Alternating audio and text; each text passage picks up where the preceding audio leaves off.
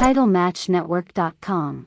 You got involved with Todd Gordon and Johnny Cashmere's PWO. How did that come about? Todd Gordon, my best friend in the world. Right.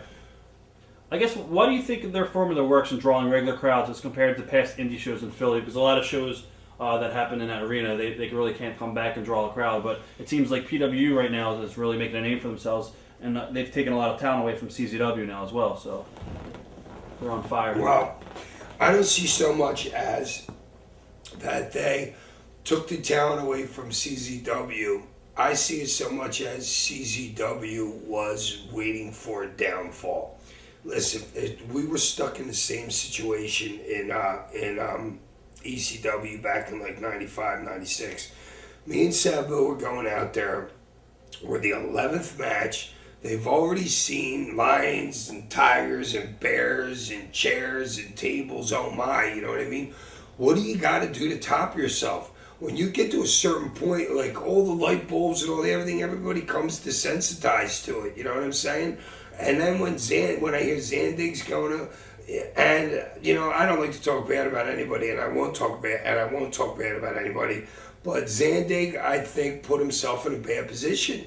You know what I mean? You gave the fans what they wanted at first, but you can't give it to them every single match. It's like I was at Todd's school last night. I was telling these guys, listen, we need to re-educate the people. We need to re-educate the referees. Referees cannot see people cheating. These guys don't care though. It's the littlest things. I'll bring Johnny Ace up again because we would always have these meetings, and Johnny would say, listen, if you're pulling a guy's hair and you're on a guy's hair, for the ref should be counting 5 seconds. The more you give your refs credibility, the more the refs see, maybe you need to disqualify a match early for somebody doing something. Like suppose you got him on the rope, suppose he's doing the 10 count. That ref should be counting 5, you know what I mean?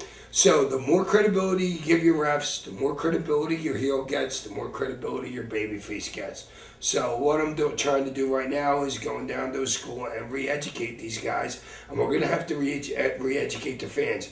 See, wrestling fans are wrestling fans are wrestling fans. They're going to go watch wrestling, but if they're seeing tables every match, barbed wire, light tubes every match, it's only going to last so long. How much is there to a storyline of, all right, there's 15 light bulbs here.